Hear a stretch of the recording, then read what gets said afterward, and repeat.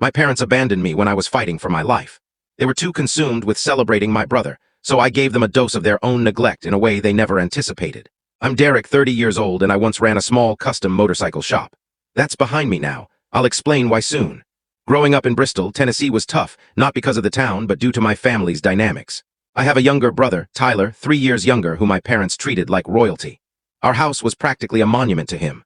The living room could have passed for a baseball shrine, filled with his trophies displayed like treasures. Framed team pictures lined the walls, and his old jerseys were hung as if they belonged in a gallery. My parents even had a custom shelf built just for his gear. My accomplishments. I excelled in high school auto shop, even earning awards for engine rebuilds. Those, shoved in a drawer if they didn't end up trashed. I'd get a half-hearted nice work from my dad maybe once a year. At 16, I spent a whole summer restoring a worn-out Yamaha engine, working shifts at a gas station to buy parts. When I finally got it running, I was thrilled. I called my dad to the garage to check it out. He looked for maybe 10 seconds, muttered, "Looks fine, kid," then asked if I'd read about Tyler's latest game in the local paper. Really? That summed up my childhood. My mom would spend hours cooking Tyler's favorite pre-game meals, saying, "Gotta keep my champ strong." But when I had a bike show, "There's food in the fridge, Derek." Dad would leave work early for every one of Tyler's games, but was always too busy when I took second at a regional bike building contest. I stopped bothering to tell them about my events. Why waste my energy? And the money they poured into Tyler, private coaches, premium gear, travel teams across the state, must have cost tens of thousands, me. I worked 2 jobs in high school to afford tools and parts, never getting a dime for my passion. Oddly, I didn't hate Tyler for it. He wasn't cruel, just spoiled and clueless about the imbalance. Sometimes I'd catch him looking uncomfortable when they'd praise him right after dismissing me, but he never spoke up.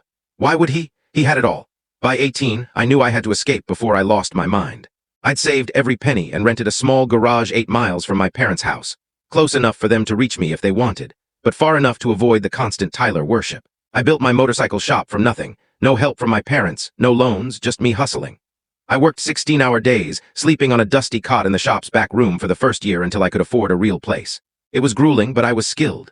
Word got around that I could fix and customize bikes better and cheaper than the big shops.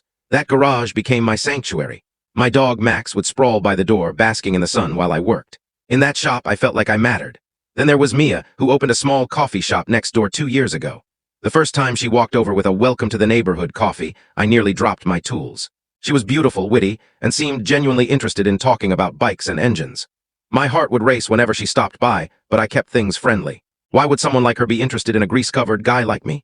In the upcoming short video, catch the complete story with the channel link provided below.